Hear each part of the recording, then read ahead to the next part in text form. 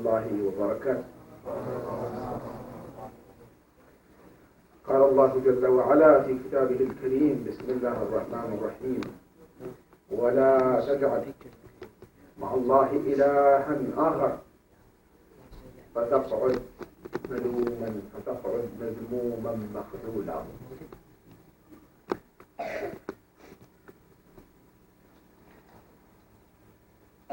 To talk about زين العابدين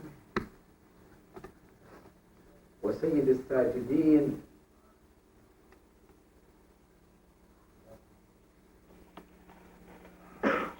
talk about many subjects. We're going to start first to focus the light a little bit about his birthday, since we are celebrating his birthday. Then we will focus on the concept of ibadah, since he is Zayn al-Abidin. And you know Zayn al-Abidin means the best worshipper. So we don't only carry the name, but we should carry the meaning too.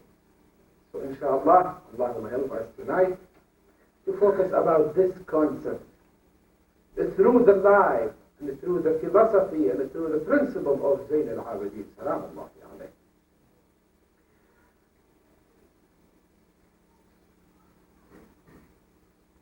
Imam Zayn al-Abidin actually, salamullahi alayhi, reflects a unique value. The reason I asked the brother to read the poetry which has been said about Imam Zayn al-Abidin in Arabic, and other brother read it in Urdu, and I wish we could have somebody to read it in English. We should translate it to all languages. I'll tell you some of the meaning of that, inshallah. And I hope it won't take us too long, because the poem is too long. But we won't talk too much about it, inshallah. And let somebody lock the door so nobody can get out. Million salawat ala Muhammad wa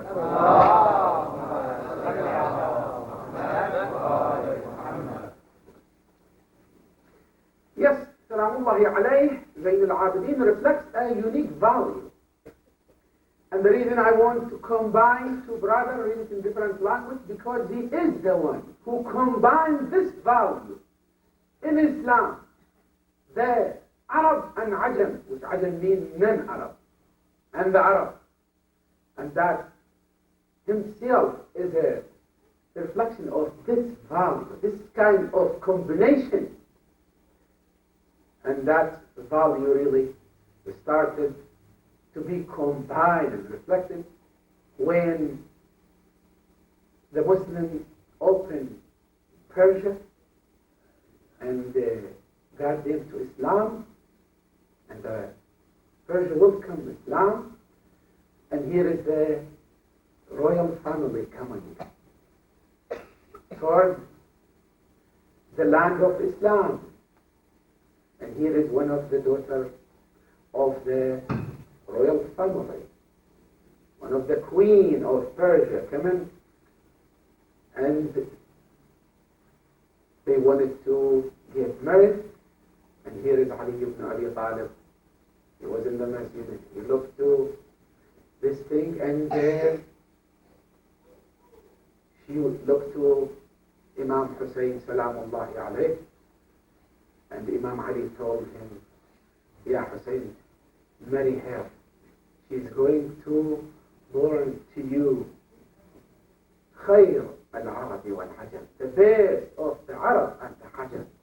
And she did born him زين العابدين وسيد الساجدين علي بن الحسين سلام الله عليه.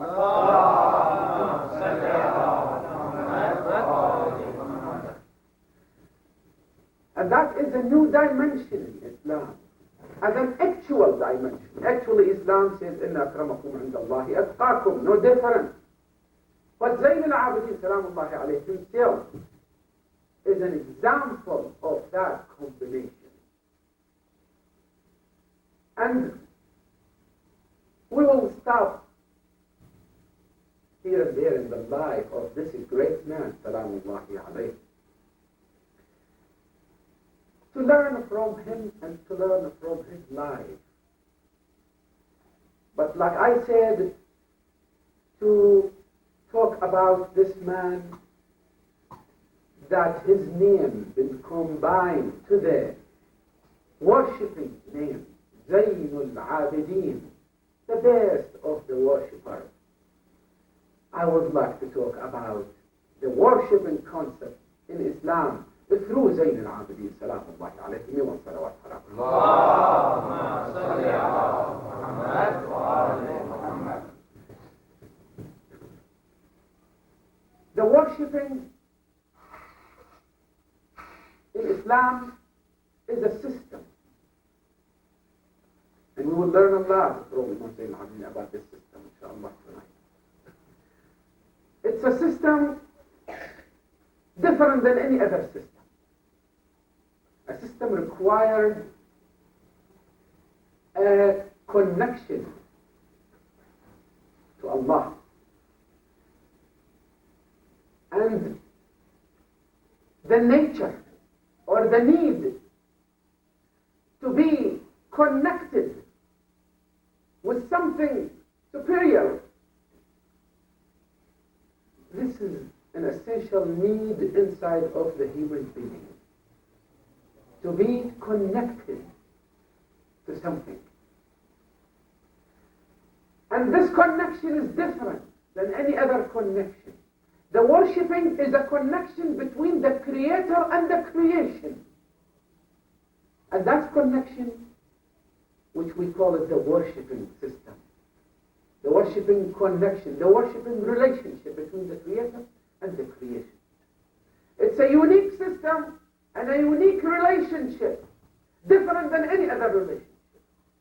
For example, the relationship between the man and the land. This relationship could be changed according to the time. For example, they used to tilt the ground long time ago using animals and whatever, till now some third world country using that method. And using the tractor and using the new way of the method to tilt the ground and using it for farming. This relationship, the way of it is changed. Or the relationship of banking relationship. It used to use long time ago a golden dinar or something like that. Now it is changing. Now you hold a share or write a money order or cashier check or things like that. It's changing.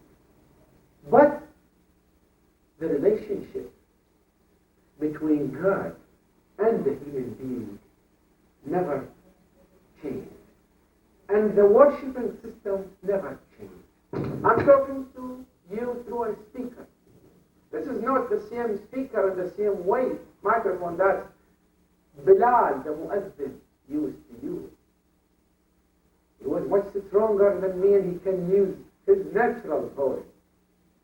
Now we are using different methods. And so on. And you see, for example, in Dynamic View or whatever show, they use a different movable speakers, right? Microphone. Different way. But the relationship between the worshiping system between human being and God never been changed. The praying is the same praying. Since the Prophet Muhammad told us how to pray until today.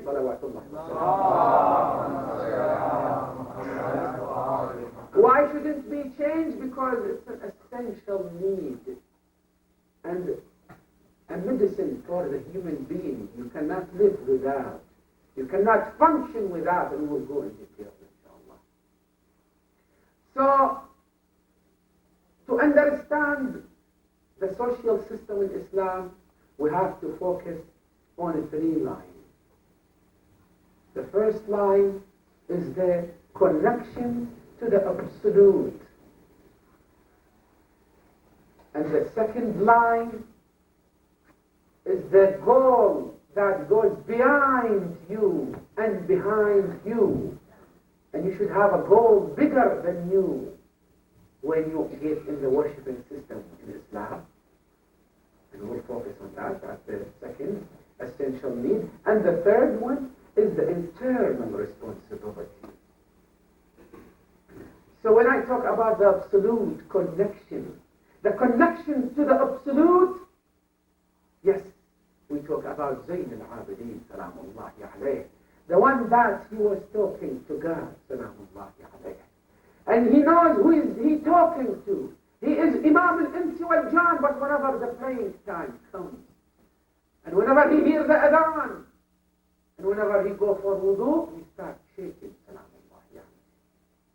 Just like his grandfather, Ali ibn Abi Talib alayhi salam, when he was praying sometime, they found the throne on his food, piece of wood, because he was praying on the sand, on the ground, and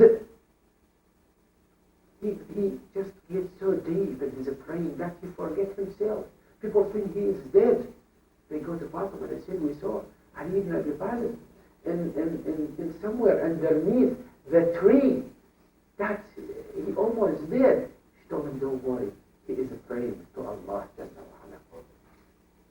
He knows who he's standing to.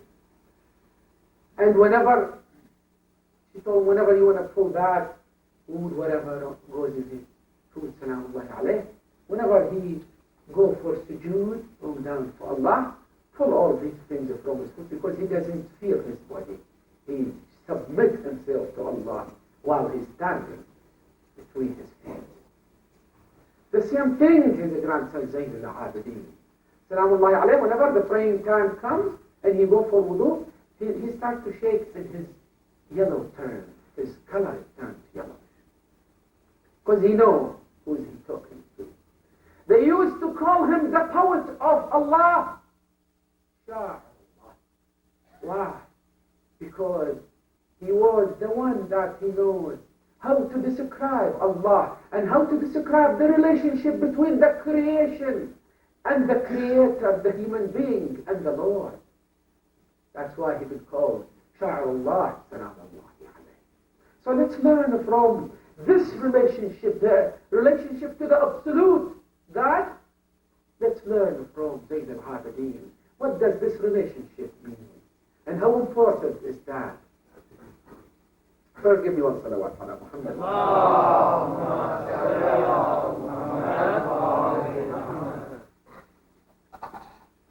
To be connected to God is very important. What does that help you? What does that help us do? Help us to locate ourselves. Help us to discover ourselves. Help us in our way of living in our lives. Help us to find out ourselves. Who are we? Who we belong to? What is our job? Why we've been created for? And we talked about that last night. So the connection to Allah is very important. It helps you to locate yourself. Where are you? And I told you that before, I think. One time I was driving and here the policeman stopped me. He said, you've been over speed. I said, how do you know that?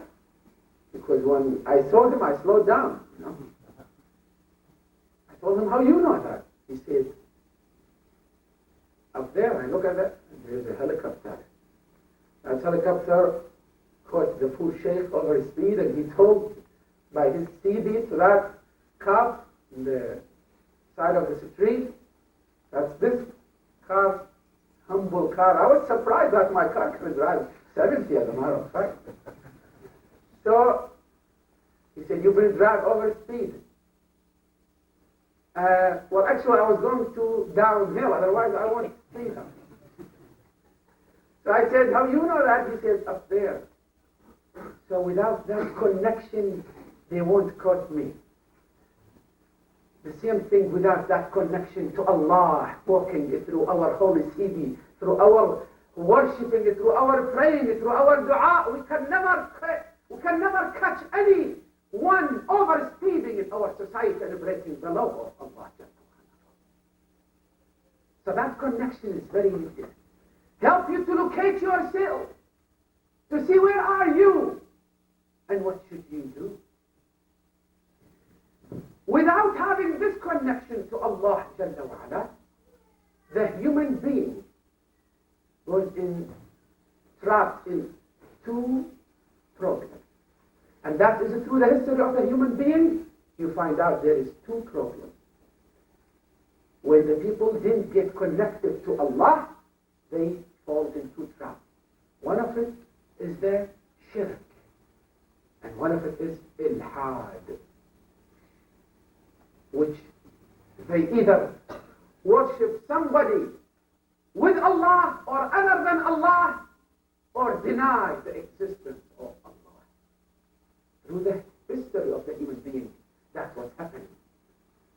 So either people start to worshiping other than Allah. Some people try to worship a cow, for example, or worshiping the moon, worshiping the sun, worshiping the head of the tribe, worshiping each other, worshiping himself or herself, gets so conceited that nobody can reach her or his level. And whatever they say is perfect. So that is the trap of Ishraq. Or the ilhad, they refuse, they deny the existence of Allah. That's the other trap that the human being falls in the history of the human being, without connecting to Allah. Then what else? Then when you don't connect yourself to Allah, you start to make the limited creation an absolute out of him. And you cannot do that. You make a human being, for example, as a God, God forbid, just like what the Christian or brother and sister in creation fall in, and they try to make a God out of a human being, out of Jesus, out of Isa. So they trapped themselves because they couldn't make an absolute out of limited creation. And whenever you try to push that limited creation to the absolute God, you are going to ruin yourself and ruin that limit, because you're pushing that limited creation to beyond the limit, to the limit that cannot handle. That's why, very simple in Islam, we cannot believe in God that's born, because God cannot born. لم يلد ولم يولد ولم يكن له كفوا أحد. It is very simple. We cannot contradict ourselves in Islam. So that's what we learn from Sayyidina al-Abidin. Through the relationship to Allah, and learn the relationship to Allah Jalla wa Ala. Not only Allah, any kind of Allah. Allah that's never born, will never give birth. He never been created, and he is never going to die. An absolute God, not any kind of God. And that kind of faith in that kind of God that Imam Zayn al-Abidin wrote to us. Imam Zayn al-Abidin taught us. Imam Zayn al-Abidin taught us from the knowledge of his grandfather, Abul Qasim Muhammad salawatullah.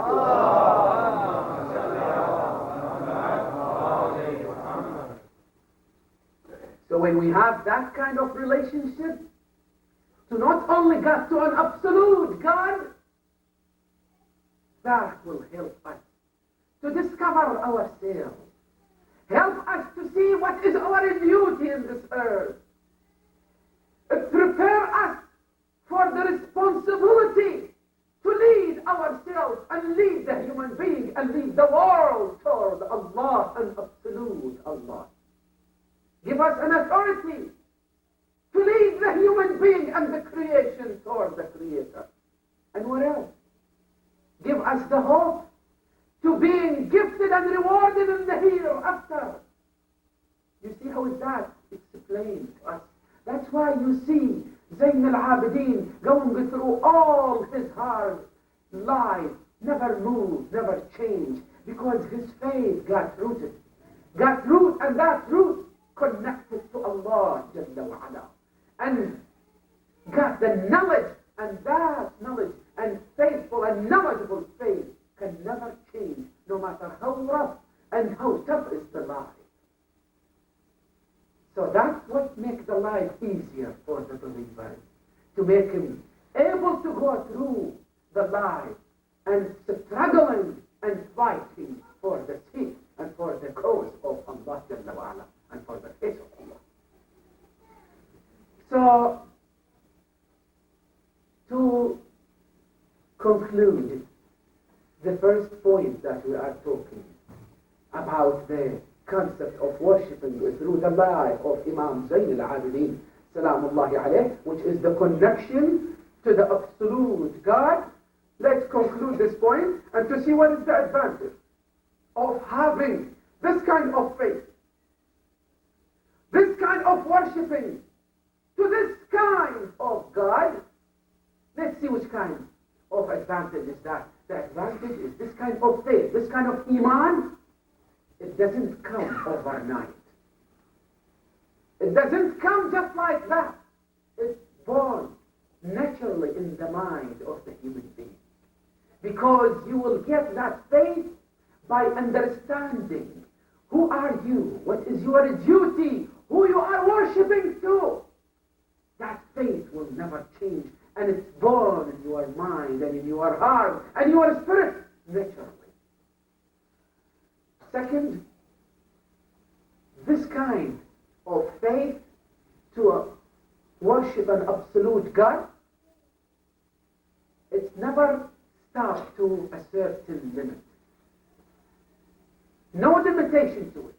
Keep going, keep growing up, day after day, discover things after things, because the limited creation seeking toward the absolute creator. This trip never ends. يا أيها الإنسان إنك قادح إلى ربك قدحا فملاقيه. Oh, human being, you are seeking, going uphill towards God to find God, and you are directing your face and your life toward an absolute God, unlimited God. So that kind of life depends on this kind of faith, never stops. All the time struggling, all the time growing up, all the time going not like those straight, like cruise control, like when you drive in your highway and push that button of the cruise control on the highway and keep going, and you listen either to radio or to the news or whatever. It doesn't go like that. The life of the true believer in an absolute God, it's always struggle and jihad and fighting for the non-believer, for fighting of the non-believer to prove the existence of that God. And that kind of faith, try to draw the faith of Zayn al-Abidin, salamullahi alayh, to learn, because this is our Imam. Do you know what Imam means in Arabic? Means he is ahead of us. He is our guider. He is our leader. He is in front of us, and we are his followers. So when we follow him, we don't follow him by name only. We follow him by action, by understanding, by faith. Shi'atuna man amila amalana. Our follower, our Shia, who perform and apply our deeds, follow our deeds, follow our faith. So, that kind of relationship, which we call it Iman, faith, to an absolute God, that is the only normal, natural kind of relationship through the worshipping system of the human being and through the worshipping system of Islam. Because the limited creation seeking toward unlimited creator, an absolute creator. If you turn it upside down, it doesn't work. That's why it's natural. And what else? That kind of faith, it has a dimension to the human being. God said, like we said, إن الله لغني عن العالمين ومن يجاهد إنما يجاهد لنفسه. Whoever fights and struggles in this life, struggling for himself, defending himself. God doesn't need us. But what else? He said, if you really want to worship me, help the people. Go to the people. Give hand to the people. We will talk about that. So here is God. When we worship an absolute God, our movement, our struggling, logically related to that kind of God. For example, the specification of God that we believe in. A God that is Rabbus Samawat wal Ard. A live God. So that means we have to fight any idolatry. Any idolatry. See how logic relationship between your goal and your action, your movement. God is adil, justice. So we have to fight the oppression. We have to fight the injustice in the earth. See how beautiful, logical relationship? That means the movement towards Allah logically related to Him. Yes, you are seeking for Him, but He is with you all the time. Look to that unique kind of worshiping system in Islam. You are seeking for one, but He is all the time with you. He is with you, and He is waiting for you in the end of the road. يا أيها الإنسان إنك كادح إلى ربك كدحا فملاقيه. You're going uphill toward Allah. And that kind of faith in Allah, in absolute Allah, in Allah al-Mutlaq, you have to defeat any false God. Not only believing in the true God, defeat the false God.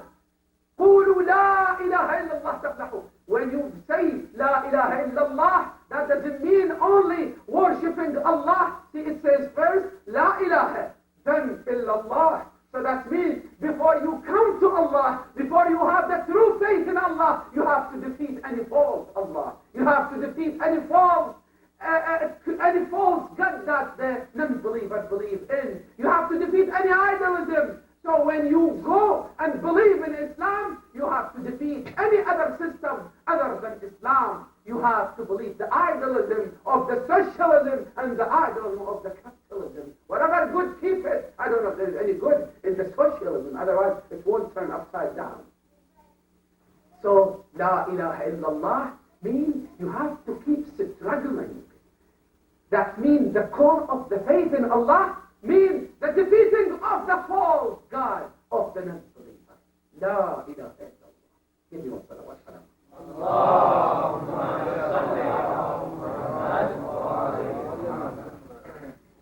So that is the essential need, the first need in the concept of the worshipping, meaning and dimension in the life of Zayn al-Abidin salamullahi alayhi.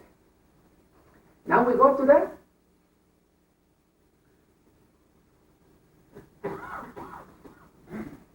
point which is essential need, and how is that value, the value of worshipping an absolute God, going to be reflected during the worshipping, when we pray, when we fast, when we do this worshipping system?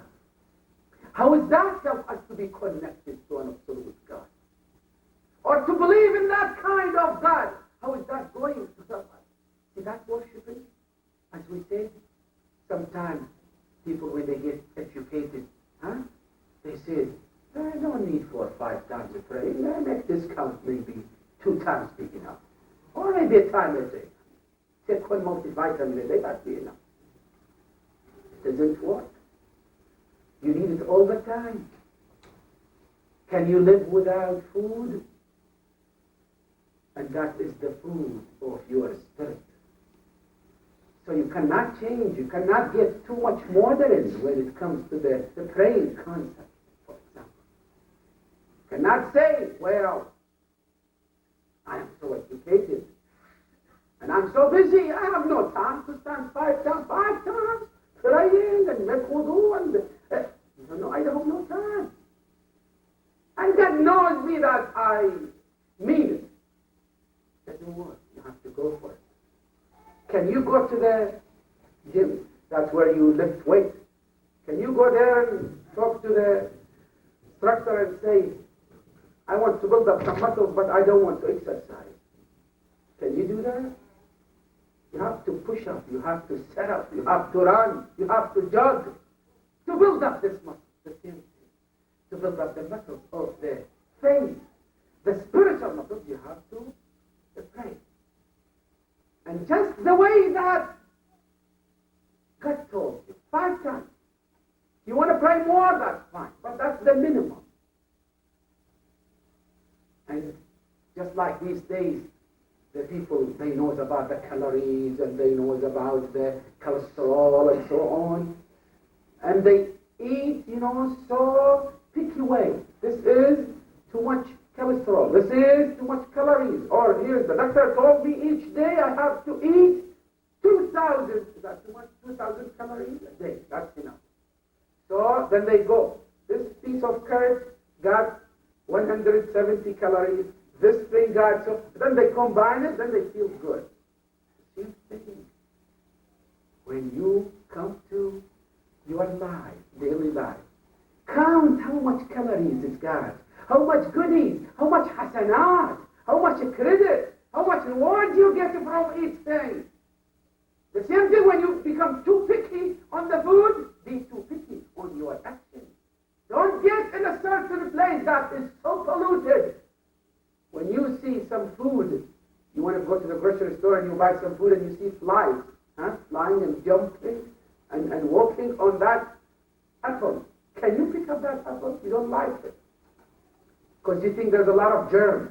The same thing when you go to the bookstore and you want to pick up a magazine and you see a lot of dirty magazine, dirty pictures. Don't pick that one. It's got a lot of germs. Got a lot of cholesterol. It will kill you. And we talk about that before. We don't want to turn our speech to a medical, but we talk about that before. That's cholesterol. What it does, it blocks your blood vein. And it will be no connection between the hand and the heart. Then the hand will die. The same thing.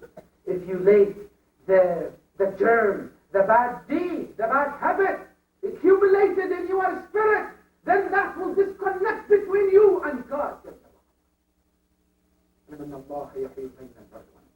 Be aware that God could separate between you, but He's so close to you. So when you pray, you clean all the veins of your spirit from any bad cholesterol. What is it? HDL or something like that? Or that's the good one.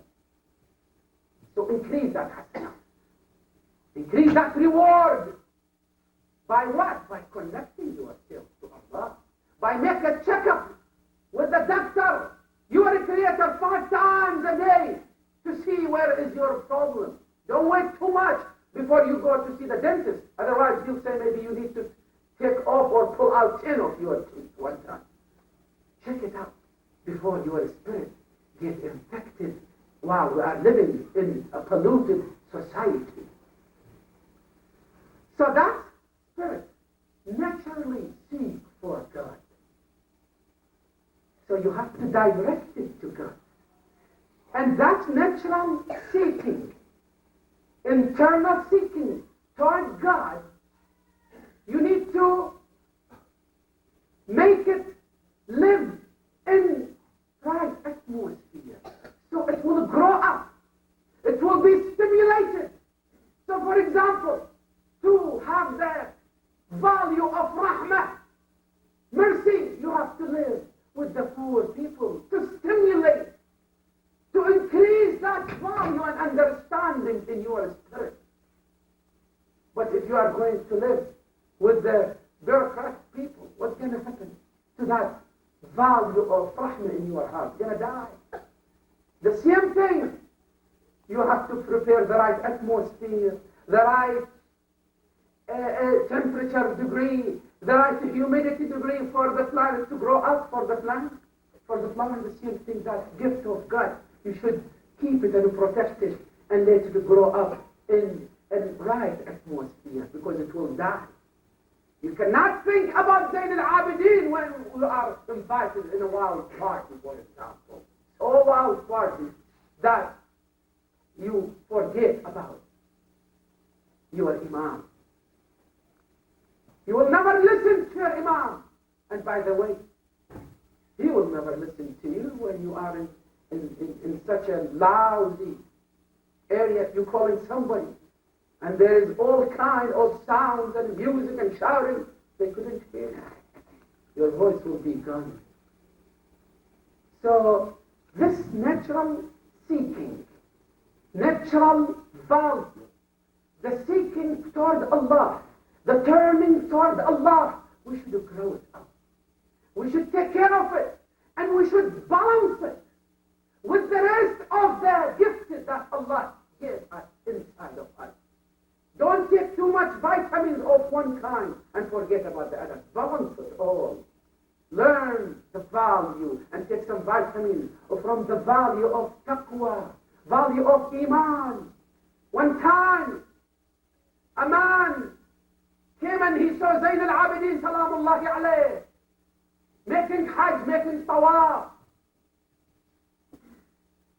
And he looked at that man, he brought his attention. Such a shiny-faced young man. And he looks like he came from somewhere, but he doesn't have a horse. He doesn't have a camel. He doesn't have nothing.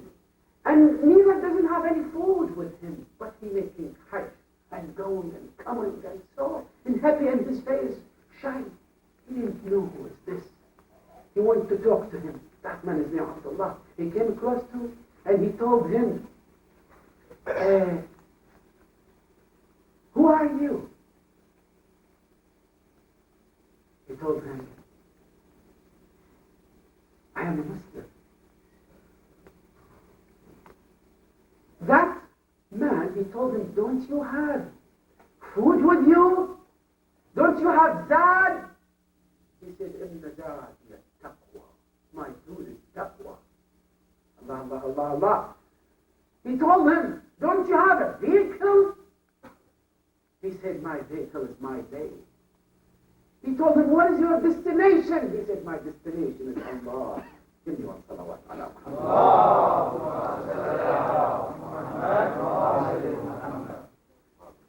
So he told him, my food is the taqwa. Zadiyat taqwa. So that is what we should feed our spirit. The taqwa. So we will make it alive. And we will normalize it with the rest of the gift that Allah gave us. And there is no way that kind of gift inside of your spirit, that value, will never grow up without connecting yourself to Allah, to an absolute Allah. Stand in the hands of Allah. And that kind of value, it will never explode. It will never come out. It will never be used. It will never expose without that kind of worshipping through the worshipping system in Allah. It is just like you have an explosion inside of yourself.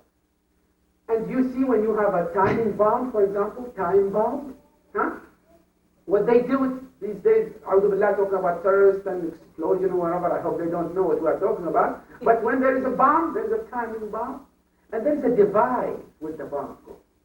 So, whenever they discover that bomb, for example, in the airplane or somewhere, they bring the expert people, and so what they do, they disconnect that wiring between the explosion material and between the device. So then what happens? Is it going to be exploded? No, that bomb is going to be dead. The same thing the human being. It's kind of an explosion, and your connection to Allah is that device. If you cut that connection, there is no explosion and you become dead. That's how we should relate ourselves to Allah. Connect ourselves to Allah. Otherwise, all this kind of explosion, all kind of this gift, it will die.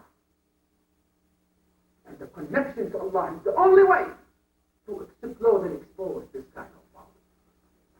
Now, to give you the good news, we are done from the first point. We're going to go to the second point. Give me one salawat ala Muhammad.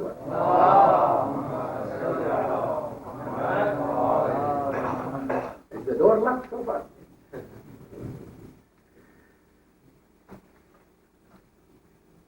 we talk a little bit about the concept of the relationship, the connection to the absolute God. And that is the essential point, to have a true worshipping through the worshiping system of Islam. And we gave an example in the life of Zayd al-Abidin Salamullah. The other need, the other essential need, that need which it goes with the relationship to the absolute God, the relationship that invested yourself, invested your value. أتحسب أنك جرم صغير وفيك انطوى العالم الأكبر. Ali ibn Abi Talib Salamullahi alayh said, do you think you are human beings? You are just such a small creation, but the whole world is included inside of you. And if you want to reach to Allah, go to Allah, you have to start from inside of you. And that worshipping, brother and sister, focusing on that worshipping, on praying, on fasting. This is the true kind of jihad. This is the only way in Islam, in the deen, that combines the refusal and the denial of the false God, and to insist and the support and the faith in the true God. Combine it. When you come in the namaz, in the praying, for example, we talk about how the worshiping system, these are bringing the value of the strength in the human being. When you come to say the first word in the praying, Allahu Akbar, that means struggling and fighting and attacking against any false God. Mean Allahu Akbar, God is the greatest. So when you come and pray, you are cleaning all your mind, your heart, the spirit, the earth from any false God. From anybody wants to make ishraq billah, you say Allahu Akbar. Ashhadu an la ilaha illallah, denying all the false idolism. And when you say Ashhadu anna Muhammadan Rasulullah, salli ala Muhammad wa ala Muhammad, actually you are denying any other doubt about no God beside Allah, not saying, God forbid, our prophet is a God, or a son of God, or a daughter of God, or mother of God, or something like that. Only one God. لم يلد ولم يولد ولم يكن له كفوا أحد. So that is when you fast, for example, you fast only to God. You don't worry about somebody. You don't come to the mosque and starving today and showing yourself you are starving. Your color gets so yellowish. You don't show it to the people. If you show it to them, you have no reward. Only God. Worry about God Himself. And no matter how strong is your parents or your husband or your wife, you can sneak something and put it in your mouth. So you don't worry about these people. Worry about God Himself. So fasting itself gets you closer to God. Proving that you are connected to only one God. And by growing up this kind of faith, this kind of value of connection to Allah Jalla wa Ala, actually you are sinking your mind and your spirit in protection, in coating. Now, a lot of engineers, mashallah, here. When you go to, here I don't think there's a lot of snow, but up there in Michigan and Canada, there's a lot of snow. So when they go, you see all the time an advertisement in the TV. They say, come over, bring your car, or bring your machine, whatever, snow machine, and we're going to spray it to a coating, chemical coating, it prevents it from the corrosion. So what they call it, anti-ice or something like that, coating. The same thing when you coat yourself. With the worshiping system, you are preventing yourself from any kind of germ, from any kind of corrosion coming to the inside value of your spirit. You are protecting yourself by the husn, by the care, by the protection of La ilaha illallah, Muhammad Rasulullah, Aliyyun Waliyullah.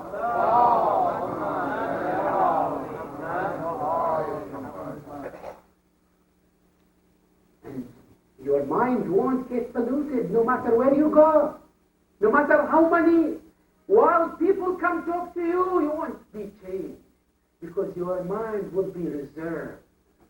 It won't stain. It won't get polluted. It won't be shifted. Just like you see there's a lot of canned food these days, huh? If you buy a fresh vegetable from the grocery store and you put it at home 2 days or 3 days, 1 week, it'll be gone, destroyed, stand, all kind of changing color in it. But you buy canned food, it doesn't go bad. Sometimes you have it for years, more than a year, 2 years. When you open it, yes, it has maybe different taste, but it's still good reserve. Why? There's some chemical stuff in it. And that's faith in Allah Jalla wa Ala. It will reserve your mind, reserve your spirit. It won't be polluted and you won't go stay that way. So I think we talk enough about that concept. The connection to the absolute God, and we learn from Imam Zayd al-Husayni enough. So another point, which is the second point, which is very essential point, that we should believe in God and connect yourself in only absolute God. But that is not enough. That vertical connection is not enough. What do we need? We need some kind of connection that relate us to the life, relate us to the people, proving our faith to Allah, to an absolute Allah. We have to prove it. Because only relationship to Allah Jalla wa Ala is not enough. You have to apply it. You have to prove it. When you love somebody, you bring something, some gift, like birthday gift or something. God doesn't have birthday. لم يلد ولم يولد. But when you love somebody, you want to prove it.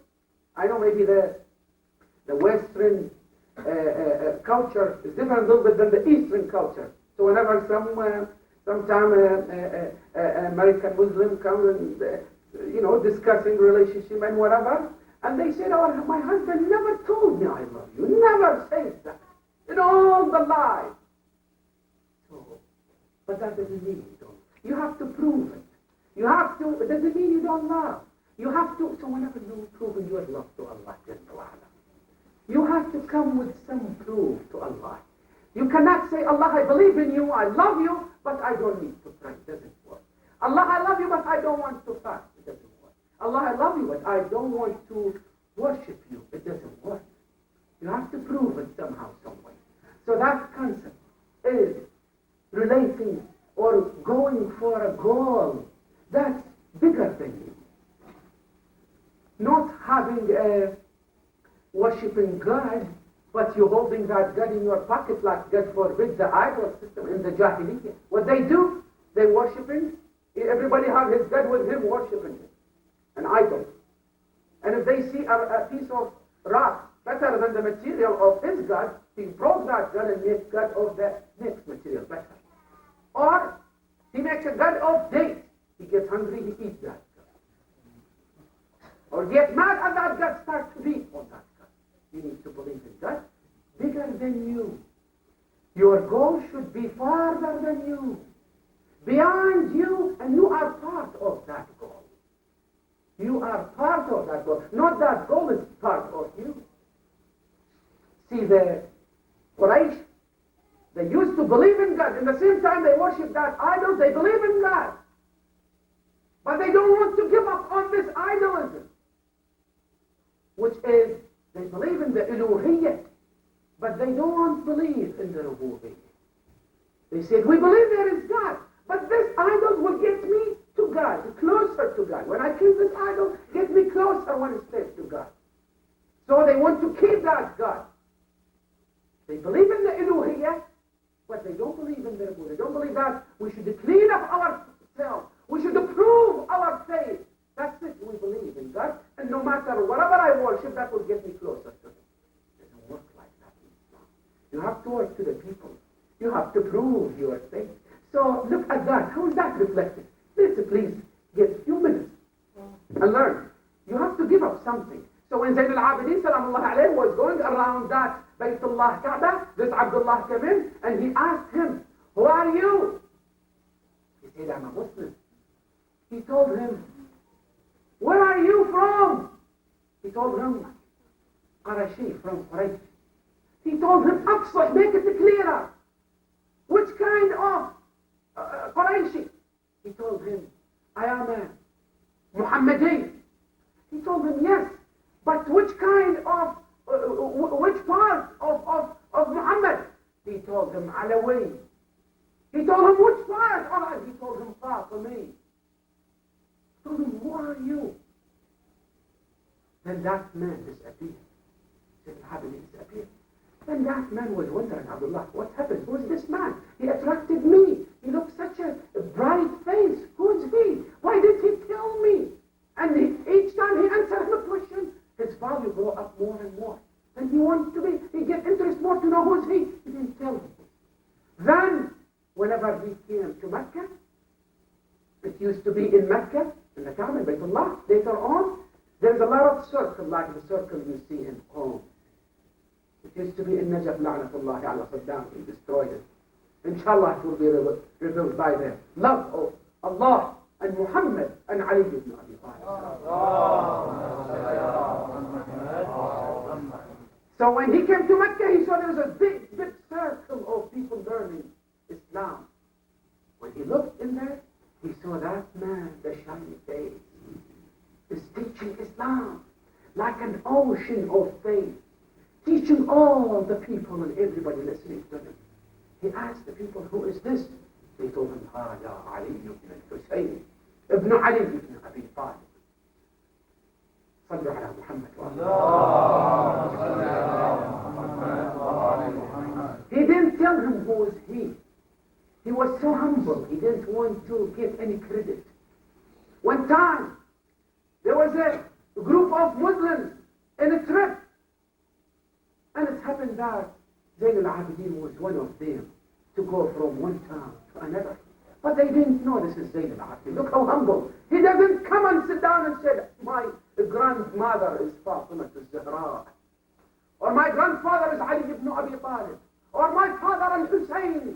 Shabab Ahl al-Jannah. Sayyid Shabab Ahl al-Jannah. He doesn't use that for his own credit. Look how devoted they are.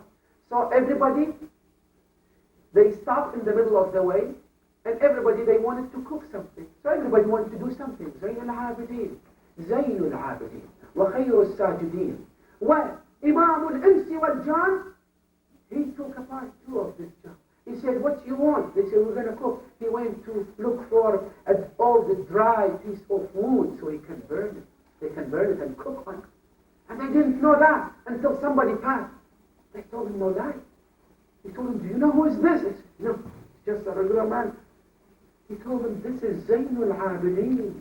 The one that he came to kiss that black stone in the Hajj time. The whole people opened the road for him. And when the Khalifa, Husam bin Abdul Malik, came toward that Hajar Aswad, nobody gave him that space to go. Nobody moved, but they moved to Zayn al-Abidin. But when he went to that trip with the people, he came down to pick up the wood so they can burn it and they can cook on it. He told them, this is Zayn al-Abidin. This is Ali ibn Hussein. He told them, please, that's fine, but let me. They told him, don't do that then. He said, no, I have to do. I have to work. I have to share. I'm just like one of you. Give me salawat ala Muhammad.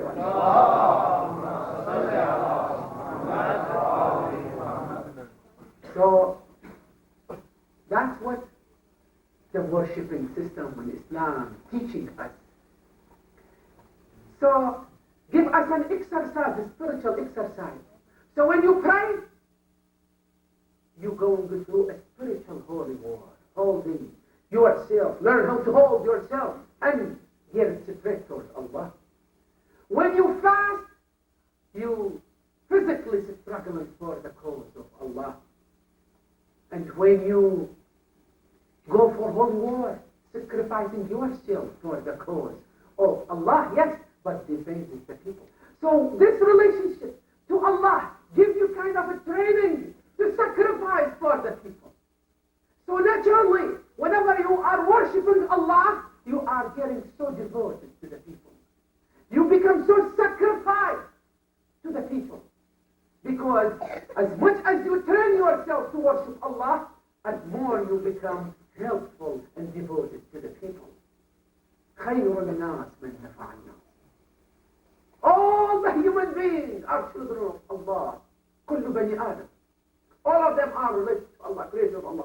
And the closest one to Allah, the most helpful and beneficial to the people.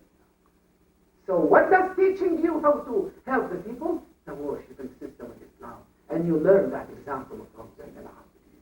So now you can compare between the man who doesn't worship Allah, how much greedy he is or she is. Oh, he loves the green. He worships the green. He thinks this is the green pepper, is the God. Nothing bigger than that. When you come to tell me, hey, let's give these poor people something. He said, what do you mean poor people? I worked hard for it. God can feed them. Well, come, let's share this kind of project in Islam. I don't want to. I work hard to get this money. And whenever he or she leaves this life, they leave all this green behind them. They cannot take nothing with them. But when you come to a man worshipping Allah Jalla wa Ala, he becomes so devoted. He gives up everything he got. And here you can learn from Zayd al-Abidin. You can learn from his father, Imam Hussein Salamullahi alayhi, from all Ahl al-Bayt, from his grandfather Rasulullah. When Quraysh children hit him in the stone and the blood came down, he said, Allahumma in kana hada yurdi, fazidna alayhi. Whatever that is satisfying you, increase that test. To me, Hussein lifting his butcher's baby to Allah said, Allahumma in kana hada yurdi, fazidna alayhi. Whatever that is satisfying you, increase that test. To us, the same thing, Ahl al-Bayt. So you see, there is the example. When you worship Allah, you give up all what you give to Allah. Because, this is the conclusion of this point, because when you worship Allah in Islam, you don't look for a result in this dunya. You don't work about the result. You work about, you pay attention, focusing attention about the value you're giving, sacrificing for your faith, for Allah. So you see, believing in Allah is not only enough. You have to prove it. You have to go for a goal beyond yourself and prove and help the people. A doctor discovering an aid medicine, if he doesn't worry about to heal the nuns who got infected, or the pregnant lady, or the baby got born infected. If he doesn't focus on this issue, he only focuses about how much money he can get. Oh, he's going to be the first doctor discovering the medicine of AIDS. He doesn't mean nothing to the eyes of Allah. So in Islam, when you worship Allah Jalla wa Ala, you don't pay attention to the result. You don't pay attention to the reward. Yes, you have to do your job perfect because you are dealing with Allah. As much as you could devote it. But don't worry about the likely result, the reward. Pay attention to the satisfaction of Allah Jalla wa Ala. That is the second value in the worshipping system of Islam. The first one was the connection to the absolute God. And if that is not enough, you have to go for the second line. That was the parallel, the vertical relationship between you and Allah. And the second concept, you have to go further, parallel. You have to go to the people. That's the other dimension in the worshiping system. You have to go for a goal bigger than you. You are piece of that goal, not that goal is piece of you. And the third point, and we will make it inshallah over tonight. The third essential point, line, need, we have to focus on the worshiping system. In Islam, we learn from Ahl Bayt, which is the internal responsibility. No matter how much is the system perfect, you can break that law. You can break that law. So you should be responsible internally. You should believe in what you believe internally. You should be the guide, the bodyguard, the guider of yourself, the policeman of yourself. That is what Ali ibn Abi Talib said, alayhi salam, حَاسِبُوا أَنفُسَكُمْ قَبْلَ أَن تُحَاسَبُوا. Judge yourself before you be judged.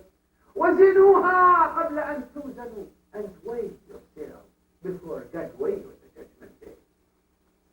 So we should really learn how to control ourselves by ourselves. And that's worshiping system of creating this kind of strength. teaching you how to hold yourself, how to hold your home, how to protect yourself. It doesn't matter how Muslim you are. If you don't have this kind of internal responsibility that comes from inside of you, you are not protected. And the best example is Jackson. What's his name? The basketball player. What's his name? Magic Johnson. What happened, Magic? It seems even the Magic got infected. How big, how muscly he is, he got infected. Where is that germ coming from? Because he was fooling around. Spiritually not immune. Physically he is so big. So you have to protect yourself from inside. You have to immune yourself from inside. Doesn't help how high you can jump. It doesn't mean how big you are, how much muscles you got. You have to protect yourself from inside. You have to feel responsible from inside of you. And that worshiping system is the best way to strengthen this kind of relationship between you and God.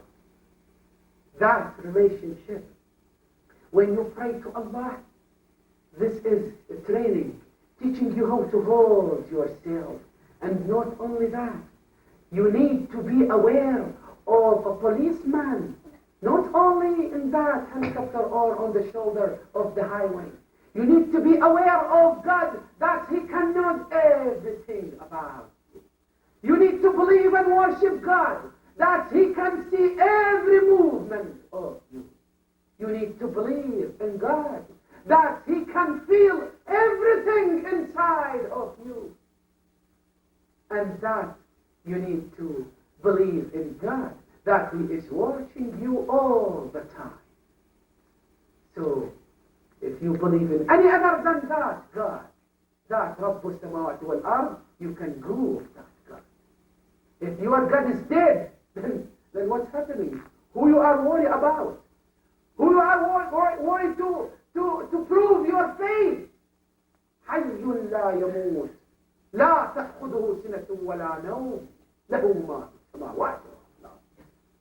So, that kind of internal responsibility is the third line and the last line that we are talking about. And that line, it needs sometimes some kind of secrecy, some kind of hidden relationship between you and God. So when you stand in front of God, you don't need to show the people how good worshiper you are. You need to focus on the one that you are talking to. You need to focus to the one that you say, إِيَّاكَ نَعْبُدُ وَإِيَّاكَ نَسْتَعِينُ. Take the awn and the support from Him only, not from anybody else. So it's got this kind of relationship, got some kind of secrecy. And that's why Allah Jalla wa Ala encourages the people to pray namaz al-layl, for example. Salat al-layl. Because nobody's there, no much traffic, so quiet, so clear. The sky is so clear, nobody's seeing you, only between you and God. Or fasting, nobody's seeing you. And that's where we learn from Zayn al-Abidin, wa Sayyid al-Sajidin, wa Imam al-Insi wal-Jan, Ali ibn al-Husayn, salamullahi wa salawatuhu alayhi. So by combining this through line, we become a true follower of Zayn al-Abidin. What is that line? The line of connecting ourselves to an absolute God. And second, we have a goal bigger than us, farther than us. We are piece and part of that goal. And the third point is to have a responsibility from inside of us, internal responsibility. When we have that done, then we become a true believer. We won't worry about anything. We won't worry about anything else except the satisfaction of Allah. And we feel responsible. That's why Zayn al-Abidin, salamullahi alayh, when Abu Hamza al-Thamani came to him, he saw him passed out. Zayn al-Abidin is passed out. And he tried to wake him up. And he saw him. He was crying so much until he almost passed out.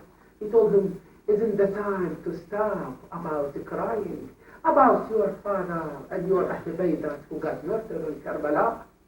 He said, Ya Abu Hamza al-Thamani, How can I forget about my family?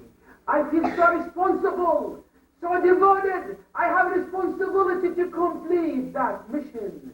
I have responsibility to hold that torch. The risalah, the message of Muhammad wa Ali Bayt Muhammad salamullahi wa salawatuhu alayhim ajma'in. How can I forget, Ya Aba Hamza? How can I forget my aunts seeing their clothes burning in Karbala, jumping from one camp to another? How can I forget and not to be responsible about my aunts and to see the Ahl al-Bayt, the enemy of Allah, taking their clothes and taking their hijab by force? How can I forget and not to be responsible on defending this message and protecting that Ahl al-Bayt and that mission?